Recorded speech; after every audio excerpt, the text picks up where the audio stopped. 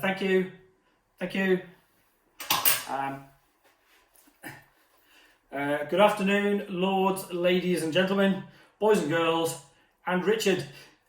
It's good to welcome you all here today. And thank God we can all finally get together. What a few years that's been. My nan only left the house once a month for 18 months. But the weed doesn't deliver itself, you know. Obviously, I was a bit nervous about writing my first ever Best Man speech. So I went on the internet to find some stuff to get me started. After a couple of hours, I'd found some really great stuff. And then I remembered I was supposed to be writing a Best Man speech. They say marriage is like a pack of cards. You start off with a heart and a diamond and end up wishing you had a club and a spade. Anyway, I'm here to say a few words about Richard and Karen, and they're supposed to be nice words, so I'll start off with the easy one. Karen is a lovely girl. She's clever, she's pretty. Let's face it, she has wealthy parents. Thanks for the champagne, Margaret and John. We had Prosecco from Lidl at the last wedding I went to. And she deserves a really great husband. So what she's doing with Richard, I'll never know. I've been friends with Richard for over 30 years now.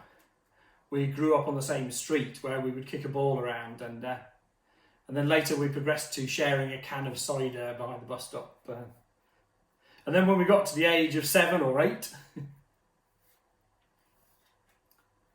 to be honest, I was always a bit jealous of Richard growing up. He was always taller than me, more athletic, better looking. As he grew into a young man, he was the one everyone was looking at. I mean, he is pretty handsome, isn't he? With his perfect hair, his blue eyes, and his broad shoulders. All the girls would giggle at him. And some of the...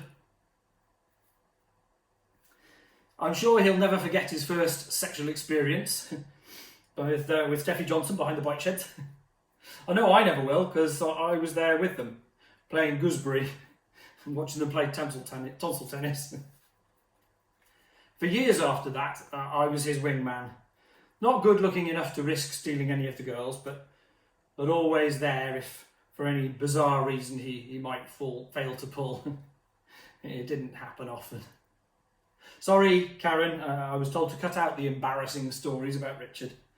But then I'd have gone straight from hello to let's raise our glasses. I trailed around after him from club to club. I spent so much time in bars with him, I think sometimes people thought we were the couple.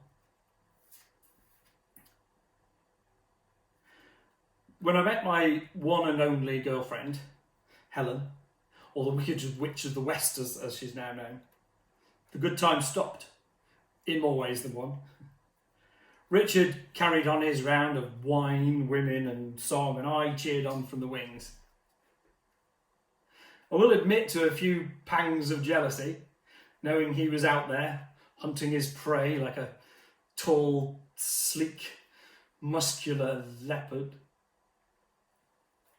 Jealous of all the girls he was getting, I mean, obvs. And then he met Karen. And just like that, the leopard was tamed. It's good to see him finally in a long-term relationship, and I'm sure they're going to be very happy. Karen is just the sort of girl he needs to help him settle down. Very controlling. Of course, they were originally due to get married 3 years ago, in the summer of 2020. That had to be cancelled, of course, and with the second, third and fourth waves of COVID-19, as well as COVID-20 and 21, of course, here we are, finally together.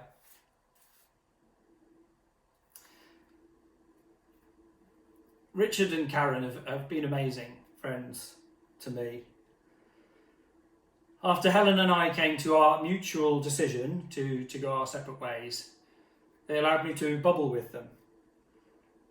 And I've spent so much of the last couple of years at their place, sinking a few beers with them, sometimes until the early hours, long after Karen's gone to bed, and then crashing on their sofa.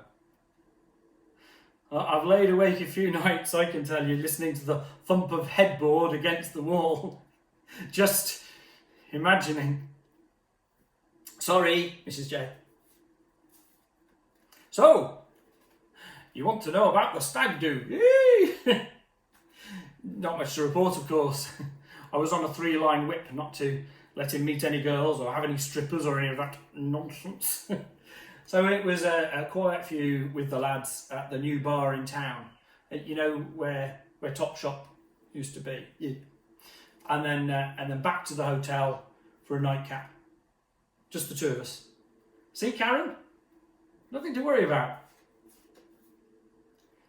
The hotel bar was closed, so we had to raid the mini bar in my room. We sat on the bed, side by side, watching Love Island. Richard got a bit totes emotion and maybe just a teensy weensy bit drunk, and ended up shedding just a little tear of joy, I'm sure. He fell asleep next to me, his head resting on my shoulder. I didn't like to disturb him, so I just sat there most of the night, listening to him snoring gently, making sure he couldn't come to any harm. Trust me, Karen, he was in very safe hands.